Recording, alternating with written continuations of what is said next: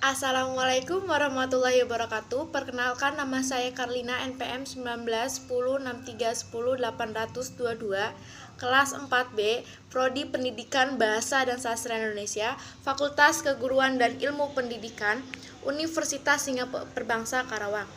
Dalam kesempatan kali ini, saya membuat video kelompok untuk memenuhi tugas mata kuliah semantik artikel tentang komponen makna yang diampu Bapak Roni Nugraha Safroni, SPD, MPD. Berikut teman saya. Halo teman-teman, perkenalkan nama saya Rizka Ratno Mulyati dengan NPM 191063100837. Saya Zam Anissa dengan NPM 191063108847. Perkenalkan, nama saya Munere Putri, NPM 19106310892 dari kelas 4B PPSI Universitas Singapura Perbangsa Karawang. Nama saya Namis, NPM 191063108157. Saya Reza Ardiana, NPM 19106310801112. Bagas Pratama Dali dari kelas 4B, NPM 191063108062. Pengertian semantik. Semantik merupakan salah satu cabang ilmu pengetahuan dalam bidang ilmu kebahasaan. Semantik merupakan cabang ilmu linguistik yang mengkaji makna. Semantik merupakan cabang kajian filsafat yang kemudian diangkat oleh disiplin linguistik sebagai salah satu daripada komponen bahasa yang utama selain sintaksis, morfologi, dan fonologi. Semantik merupakan cabang ilmu bahasa yang mempelajari segala sesuatu tentang makna. Adapun pengertian dari komponen makna yaitu komponen makna atau komponen semantik mengajarkan bahwa setiap kata atau unsur leksikal terdiri dari satu atau beberapa unsur yang bersama-sama membentuk makna kata atau makna unsur leksikal tersebut. Pengertian komponen menurut Palmer ialah keseluruhan makna dari suatu kata. Terdiri atas sejumlah elemen yang antara elemen yang satu dengan yang lain memiliki ciri yang berbeda-beda. Komponen makna sama halnya dengan medan makna. Setiap kata, leksem, atau bukti leksikal tentu mempunyai makna. Makna yang dimiliki oleh setiap kata, leksem, atau bukti leksikal itu terdiri dari sejumlah komponen yang dinamakan komponen makna, yang membentuk keseluruhan makna kata, leksem, atau bukti leksikal tersebut. Komponen makna ini dapat dianalisis, dibutiri, atau disebutkan satu persatu berdasarkan pengertian-pengertian yang dimilikinya. Menurut Khairuddin tahun 1994 halaman 318.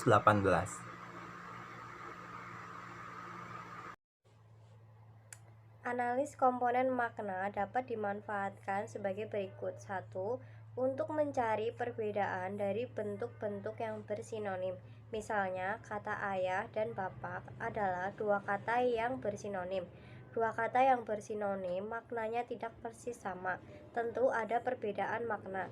Kalau dianalisis kata ayah dan bapak dari segi komponen makna, maka kata ayah dan bapak sama-sama memiliki komponen makna manusia, dewasa, dan sapaan kepada orang tua laki-laki.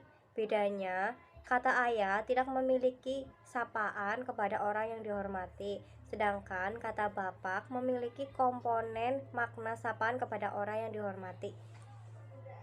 Manfaat yang kedua adalah berguna untuk membuat prediksi makna-makna gramatikal seperti afiksasi, reduplikasi, dan komposisi. Misalnya, dalam proses afiksasi memiliki komponen makna alat, akan mempunyai makna gramatikal melakukan tindakan dengan alat dalam kata dasarnya. Kemudian, pada proses afiksasi dengan prefiks me terhadap nomina yang memiliki komponen makna sifat atau ciri khas akan mempunyai makna gramatikal menjadi atau berbuat seperti yang disebut pada kata dasarnya. Selain itu, proses afiksasi dengan prefiks me pada nomina yang memiliki komponen makna hasil olahan akan mempunyai makna gramatikal membuat yang disebut pada kata dasarnya. Kemudian dalam proses komposisi atau proses penggabungan leksem dengan leksem, terlihat bahwa komponen makna yang dimiliki oleh bentuk dasar yang terlibat dalam proses itu menentukan makna gramatikal yang dihasilkannya. Misalnya, gramatikal milik hanya dapat terjadi apabila konstituen kedua dari komposisi itu memiliki komponen makna manusia yang atau dianggap manusia.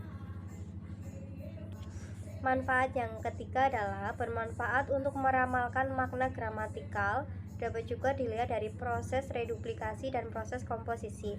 Dalam proses reduplikasi yang terjadi pada dasar verba memiliki komponen makna sesaat dapat memberi makna gramatikal berulang-ulang. Seperti contohnya memotong-motong, memukul-mukul. Kemudian pada verba yang memiliki komponen makna sesaat akan memberikan makna gramatikal dilakukan tanpa tujuan. Seperti pada kata membaca-baca, mandi-mandi, duduk-duduk, dan sebagainya. Hakikat analisis komponen makna. Hakikat analisis komponen makna memiliki beberapa pendapat yang dikemukakan oleh para ahli. Yang pertama, menurut Abdul Chair. Menurut Abdul Chair, analisis komponen makna mengandaikan setiap unsur leksikal memiliki atau tidak memiliki suatu ciri yang membedakannya dengan unsur lain. Selanjutnya, menurut Aminuddin, pengertian komponen menurut Palmer ialah keseluruhan makna dari suatu kata terdiri atas sejumlah elemen yang antara elemen yang satu dengan yang lainnya memiliki ciri yang berbeda-beda. Analisis seperti ini juga dikemukakan oleh R. Jacobsen dan Maurice Hale dalam laporan penelitian yang berjudul Preliminaries to Speech Analysis, the Distinct Features and Their Correlates. Dalam penelitiannya, mereka mendeskripsikan bunyi bahasa dengan menyebutkan ciri-ciri pembeda antara bunyi yang satu dengan bunyi yang lainnya. Bunyi-bunyi yang memiliki ciri diberi tanda plus, sedangkan bunyi yang tidak memiliki ciri diberi tanda minus.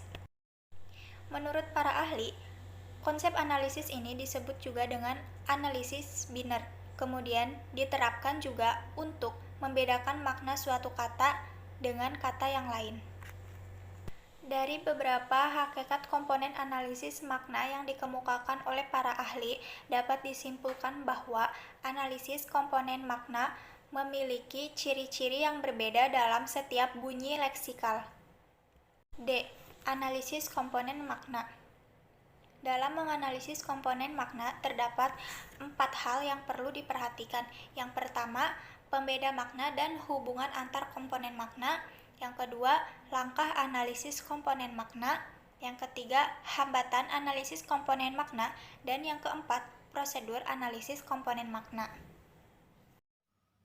Pembeda makna. Disebut pembeda makna ketika makna satu dan lainnya itu berbeda, baik dalam bentuknya maupun maknanya. Contohnya, kata melompat dan melihat itu kan berbeda. Hubungan antar komponen makna. Nah, ini disebut hubungan antar komponen makna ketika dalam satu kata itu ada pengulangan kata. Nah, dengan adanya pengulangan ini, itu disebut adanya hubungan antar makna. Contohnya pada kata melompat-lompat. Langkah analisis komponen makna. Menurut Nida, dalam Sudaryat tahun 2009, halaman 57, memberikan langkah analisis komponen makna sebagai berikut. Yang pertama, menyeleksi makna dari komponen yang sifatnya masih umum. Misalnya dari komponen marah itu tuh bisa ada leksem, berbagai macam leksem, yaitu mendongkol, mencaci maki, atau mengoceh. Semua leksem tersebut karena berasal dari komponen yang sama, maka maknanya pun sama. Yang kedua, mengungkapkan ciri spesifik dari leksem rujukannya. Misalnya dari leksem ayah itu disebut insan, jantan, kawin, dan anak.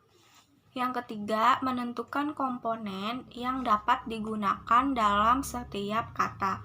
Contohnya, kelamin perempuan itu dapat digunakan pada kata ibu, kakak perempuan, adik perempuan, bibi, maupun nenek.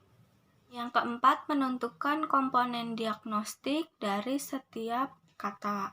Yang kelima, mengecek kembali data yang sudah dilakukan pada tahap pertama. Yang terakhir adalah mendeskripsikan komponen diagnostiknya. D3. Hambatan analisis komponen makna.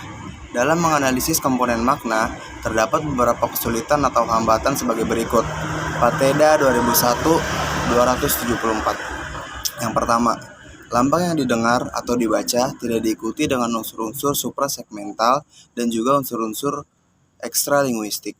Yang kedua, tiap kata atau leksem berbeda pengertiannya untuk setiap disiplin ilmu. Kata seperti ini disebut istilah. Misalnya, istilah kompetensi ada pada linguistik, psikologi, dan pendidikan. Meskipun istilah itu memiliki medan yang sama, tetapi pasti ada perbedaan sesuai dengan disiplin ilmu tersebut. Yang ketiga, tiap kata atau leksem memiliki pemaknaan yang berbeda-beda. Yang keempat, leksem yang bersifat abstrak sulit untuk dideskripsikan, misalnya liberal dan sistem. Yang kelima, leksem yang bersifat dieksis dan fungsional sulit untuk dideskripsikan, misalnya itu, ini, dan, di, dan lain-lain. Yang keenam ada leksem yang bersifat umum sulit untuk dideskripsikan, misalnya binatang, burung, ikan, manusia, dan lain-lain. Abdul Khair 2009-118 menambahkan bahwa dari pengamatan terhadap data unsur-unsur leksikal, ada 3 hal yang perlu dikemukakan berkenaan dengan analisis komponen makna. Yang pertama, ada pasangan kata yang salah satu lebih bersifat netral atau umum, sedangkan yang lain bersifat khusus. Misalnya, pasangan kata manusiawi dan manusiawa. Kata manusiawa lebih bersifat umum dan netral, karena dapat termasuk pria dan wanita, sedangkan kata manusiawi hanya dipakai untuk perempuan atau wanita. Unsur leksikal yang bersifat umum seperti kata tersebut dikenal dengan anggota yang tidak bertanda dari pasangan itu. Dalam diagram anggota yang tidak bertanda ini diberi tanda 0 atau tambah kurang lebih. Yang kedua, ada kata atau unsur leksikal yang sukar dicari pasangannya karena memang mungkin tidak ada. Tetapi ada juga yang mempunyai pasangan lebih dari satu. Contohnya adalah yang sukar dicari pasangan antara lain kata-kata yang berkenaan dengan warna. Yang ketiga, seringkali kita sukar mengatur ciri-ciri semantik itu secara bertingkat. Mana yang lebih bersifat umum dan mana yang lebih bersifat khusus. Umpamanya ciri jantan dan dewasa, mana yang lebih bersifat umum. Keduanya dapat ditempatkan sebagai unsur yang lebih tinggi dalam diagram yang berlainan. Ciri-ciri semantik ini dikenal sebagai ciri-ciri penggolongan silang. Selanjutnya, dalam poin D4 tentang prosedur analisis komponen makna. Untuk menganalisis makna dapat digunakan berbagai prosedur. Menurut NIDA 1975 halaman 64 menyebutkan 4 teknik dalam menganalisis komponen makna, yakni penamaan, parafasis, pendefinisian, dan pengklasifikasian. Dalam Surayat 2009 halaman 38. Yang pertama, saya akan membahas penamaan atau penyebutan. Proses penamaan berkaitan dengan acuannya. Penamaan bersifat konversional dan arbitrer. Konversional berdasarkan kebiasaan masyarakat pemakainya, sedangkan arbitrer berdasarkan kemauan masyarakatnya. Misalnya, leksem, rumah mengacu ke benda yang beratap, berdinding, berpintu, berjendela, dan biasa digunakan manusia untuk beristirahat. Lanjut, ada beberapa cara dalam proses penamaan, antara lain 1. Peniruan bunyi. 2. Penyebutan bagian. 3. Penyebutan sifat khas. 4. Penyebutan apelatif. 5. Penyebutan tempat asal. 6. Penyebutan bahan. 7. Penyebutan keserupaan. 8. Penyebutan pemedekatan. 9. Penyebutan penuaan baru. Dan 10. Penyebutan pengistilahan. Selanjutnya, yang kedua, parafasis. Parafasis merupakan deskripsi lain dari suatu leksem. Misalnya, 1. Paman dapat diparafrasis menjadi adik-adik laki-laki ayah, adik laki-laki ibu. Dan berjalan dapat dihubungkan dengan berdermawisata, berjalan-jalan, bertamasya, makan angin, dan pesiar.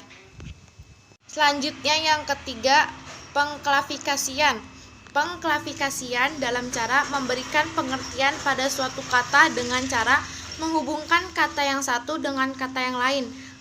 Klasifikasi atau taksonomi merupakan suatu proses yang bersifat alamiah untuk menampilkan pengkelompokan sesuai dengan pengalaman manusia. Klasifikasi dibedakan atas klasifikasi dikotomis, yaitu klasifikasi yang terdiri atas dua anggota kelas atau subkelas saja, dan klasifikasi kompleks, yaitu klasifikasi yang memiliki lebih dari dua subkelas.